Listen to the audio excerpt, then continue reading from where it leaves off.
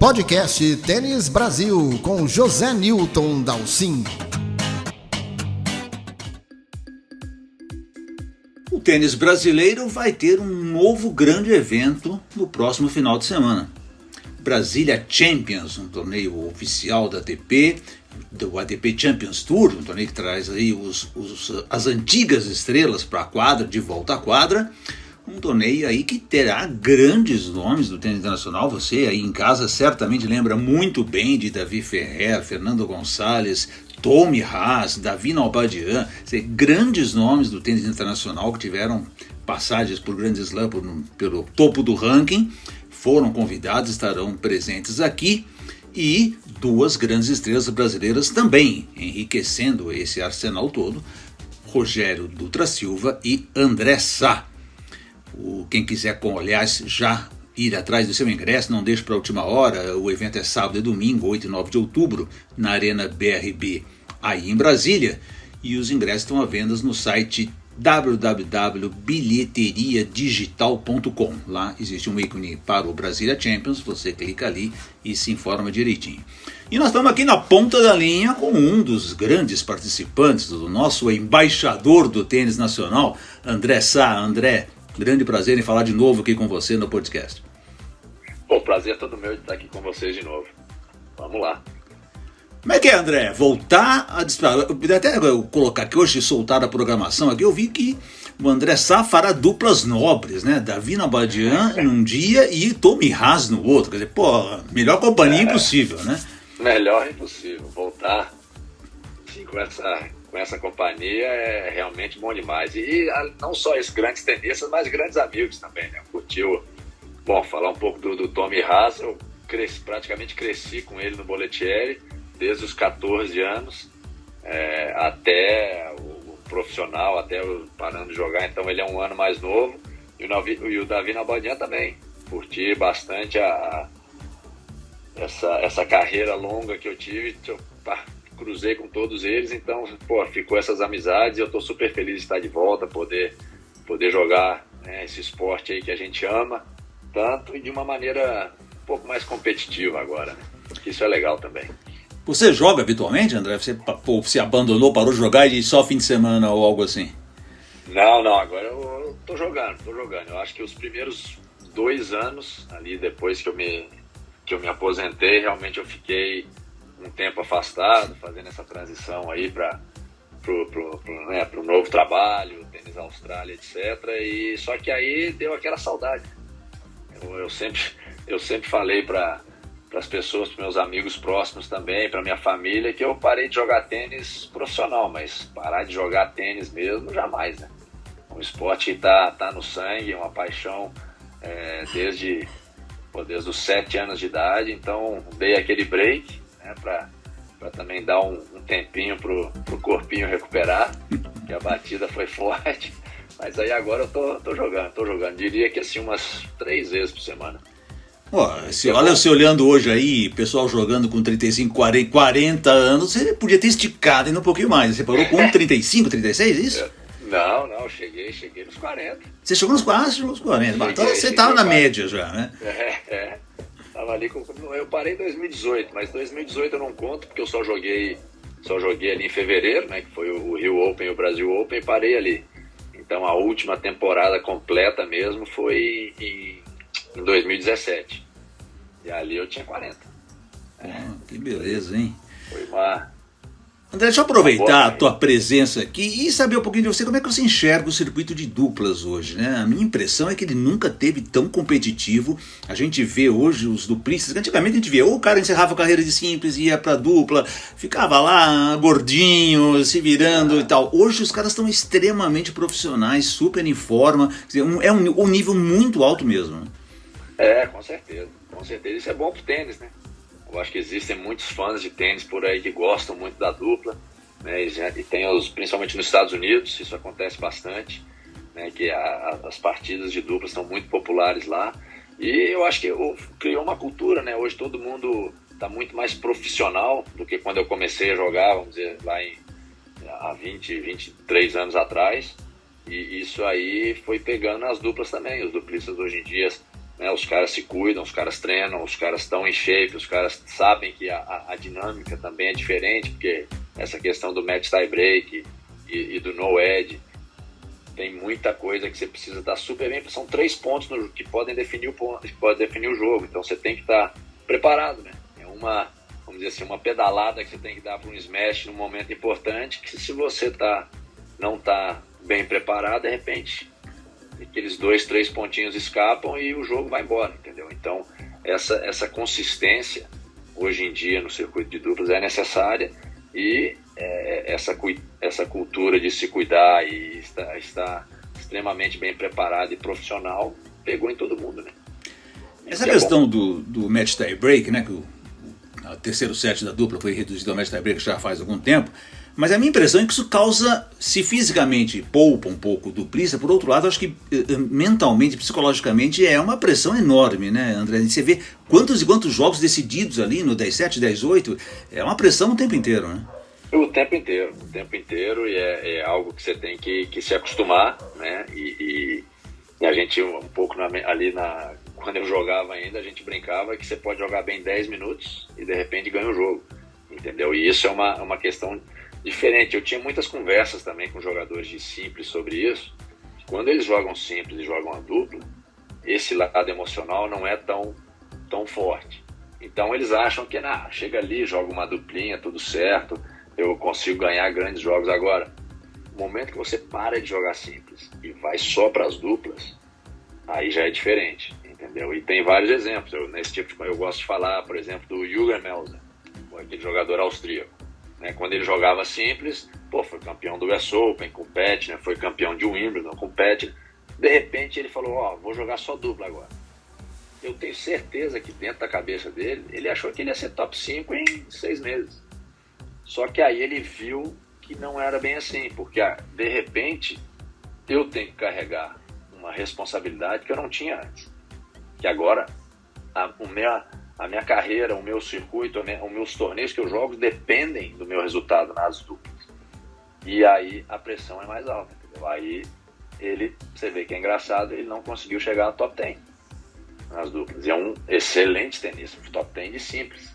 Então esse lado emocional é muito, muito diferente. E só quem sente isso na pele que consegue explicar, né? Então é realmente um desafio mental forte, porque o jogo pode mudar muito rápido, né?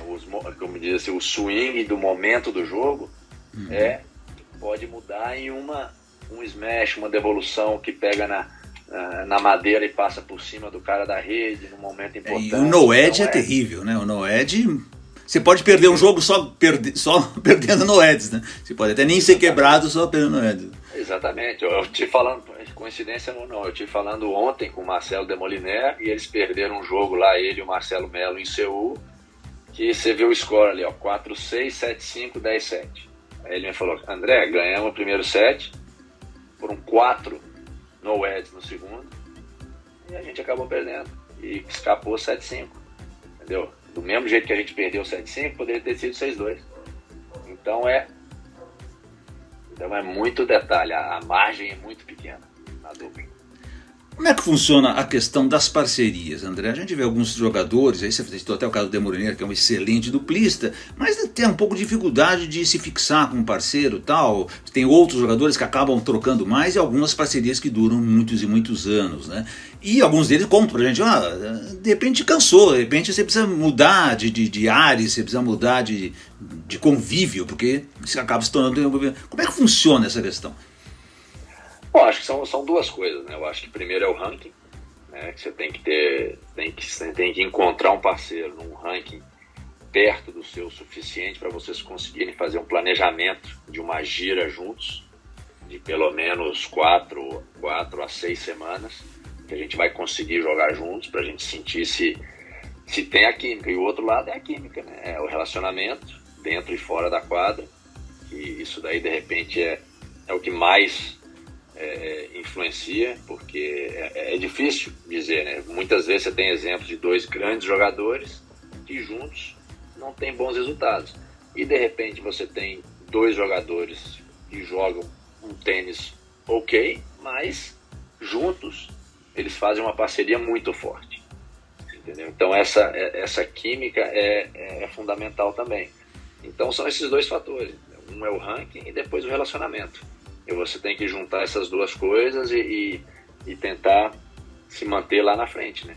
Estilo, lado da quadra, essas coisas também pesam? Eu gosto de jogar na direita, na esquerda, tem tudo isso. Isso aí acho que é o ponto de partida. Obviamente tem que ser a dupla certa, é um que completa o outro. Eu gosto de dar os exemplos. Eu e o Marcelo Melo, por exemplo, ele saca bem, fecha a rede, e eu devolvo bem, sou rápido e tenho uma segunda bola boa. Mas eu não saco tão bem quanto ele, e ele não devolve tão bem quanto eu. Então um completava o outro. E esses aspectos aí que fazem a diferença. Isso aí é o primordial, né? É o ponto de partida para se acertar um parceiro. Você já vai procurar um cara que você sente, que te completa, que vocês vão ter sucessos, vamos dizer assim, táticos dentro da quadra.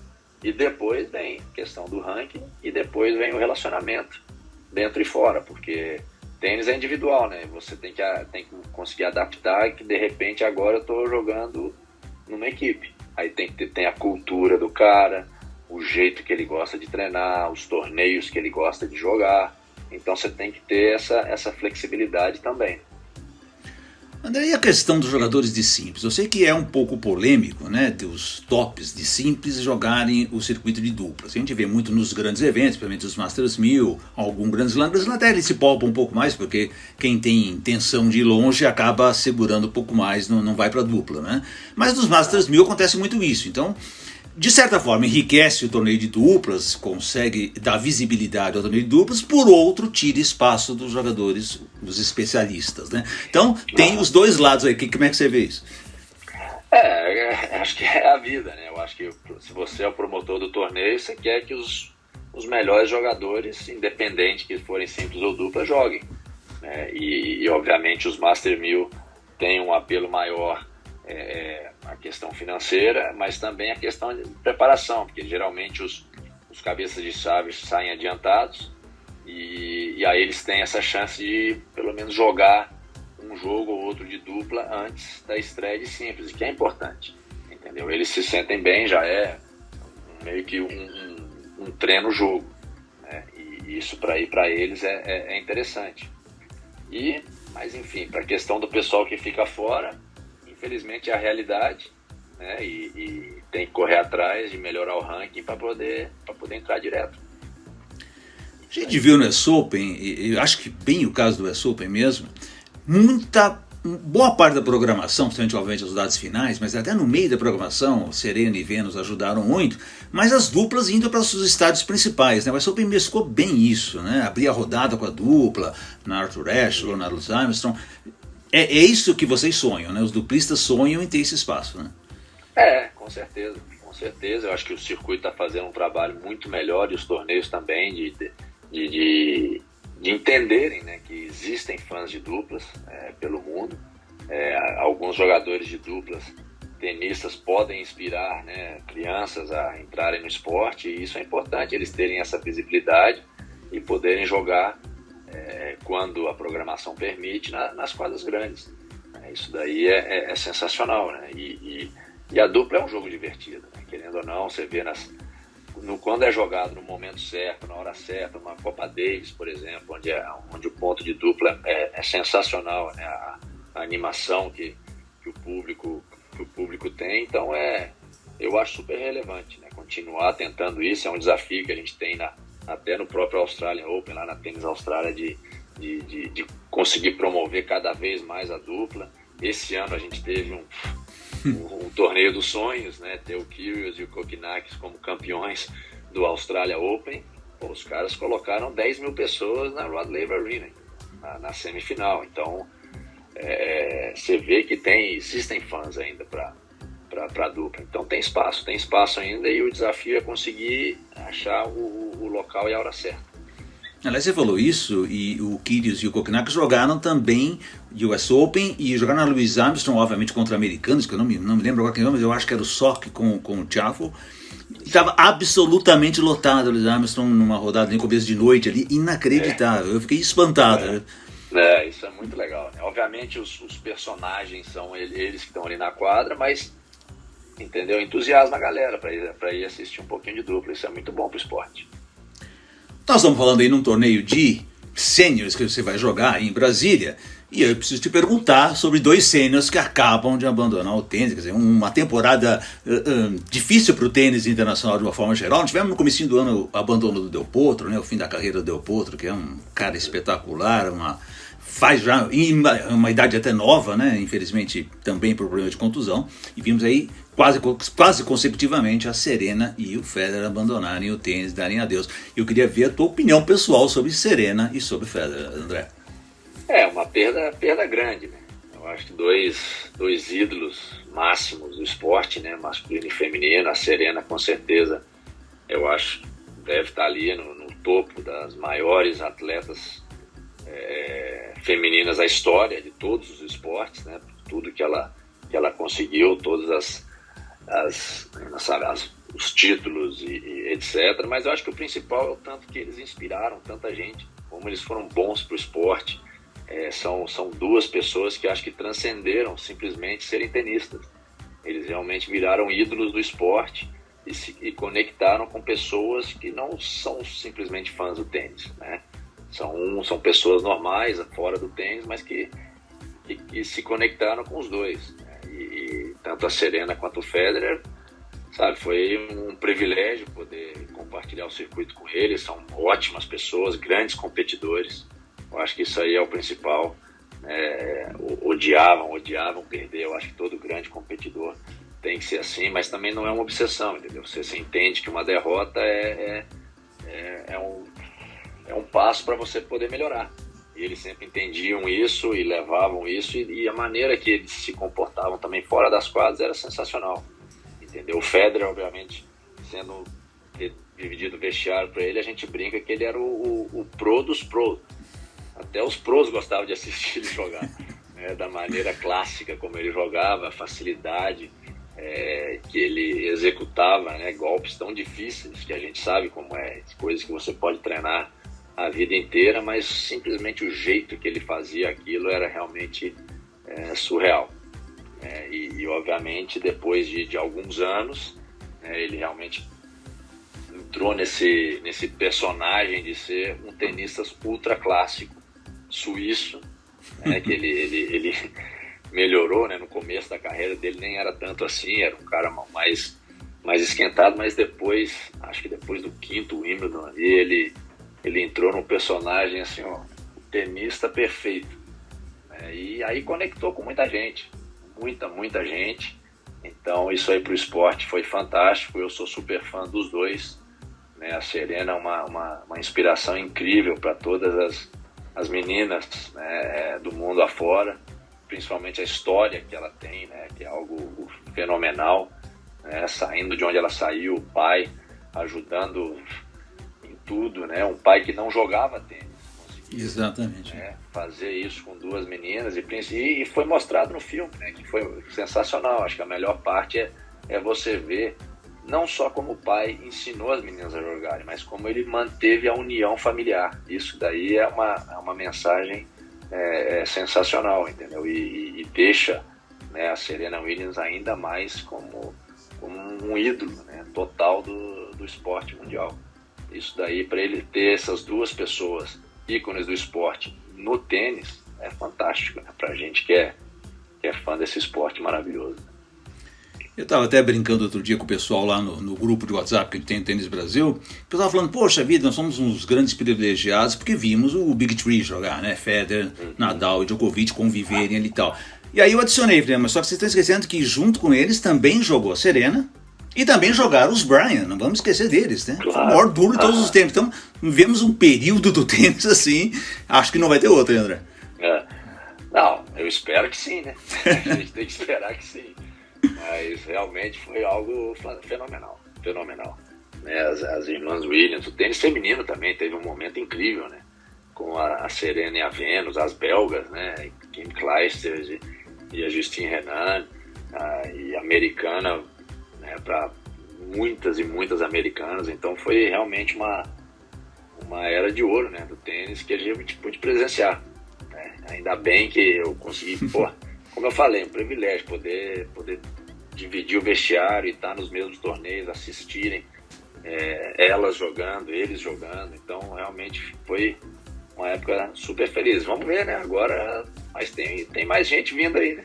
Eu ia te perguntar isso, como é que você vê essa nova geração que está aí? Porque Alcaraz e Sinner a próxima rivalidade das próximas décadas, né? É o Federer e Nadal pintando, né? Então, o Alcaraz, de repente, não é um novo padrão para o tênis, André? Você não enxerga o Alcaraz colocando, né? Obviamente com aquela visão do Ferreira espetacular ali, de modificando até a forma de jogar tênis?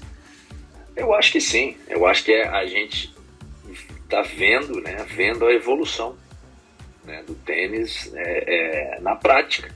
Eu acho que o jogo que eles fizeram, ele e o Sinner fizeram no US Open, mostrou isso. Uma variação de jogo incrível, um nível físico incrível, mas principalmente eu acho a velocidade. Eu senti que eles estão jogando já numa velocidade acima do Big Three. E essa era uma coisa inimaginável. Vamos dizer assim, há 6 meses atrás. Mas ali foi, eu acho que aquele jogo, a gente viu, dá para pegar ali e falar, essa aqui é a evolução do esporte. A evolução do Big Three para isso daqui. Uma velocidade, precisão e capacidade física incríveis. Acima deles. Sim, né? E garotos, um de 19 e o outro de 21. Né? Então isso dá uma perspectiva gigantesca para o esporte. E que bom, né? Que bom, feliz com isso. Mas ainda tem os outros, né? Tsitsipas, Zverev, Medvedev, todos esses caras estão ali no bolo, mas né, esses garotos estão vindo que vindo. Isso pode ter certeza disso. Muito bom, André Sá. Então, André, vamos ver você. Olha, eu estava vendo aqui o quadro aqui, o Haas, que é hoje diretor de torneio, e vejo o Davi Nalbandian treinando. Ele foi ser treinador, o que para mim, aliás, foi uma grande surpresa. E o André Sá não está pensando em voltar a ser treinador, não? Porque você treinou muito bem o Belucci, né? Sim, bom, eu sempre falei, eu nunca fecho as portas. Né? Eu agora estou super bem no meu trabalho, adorando ali o diretor de relacionamento da Tênis Austrália, mas a gente sempre deixar as portas abertas, né? Não tem... Isso aí é o bom da vida, a gente poder ter essas opções. Obviamente eu adoro tênis, né? Gosto de passar, quando eu posso, as minhas experiências do circuito, experiências como treinador, que foi muito breve, infelizmente, mas eu deixo as portas abertas, entendeu? Isso aí é algo que, no futuro, eu gosto de pensar que pelo menos eu tenho mais 40 anos para viver, né? Então... Tem muita coisa ainda para acontecer. Então, portas abertas. Vamos ver. Muito bem. Para você então que está em casa, saiba aí, sábado, dia 8, a partir das 12 horas. A programação começa com o Fernando Gonçalves contra Tommy Haas. Depois Davi Ferrer contra Davi Nalbandian. E fecha com a dupla do André Sá com o Nalbandian diante do Ferrer e do Rogerinho. Olha, dupla boa para você ganhar, André. Essa dupla é boa, hein? O Rogerinho tentou investir na dupla e jogou direitinho, hein? O Rogerinho tava jogando direitinho. O Rogerinho, eu ganhei meu último título lá no Brasil Open com ele. Pois é. Então ele é... Fora que eu vi ontem nas redes sociais dele, o cara fazendo drills uma em uma. Tô perdido. O Rogerinho tá morando nos Estados Unidos agora, né? Vamos falar com ele muito em breve aqui no podcast também para ele contar nossas histórias.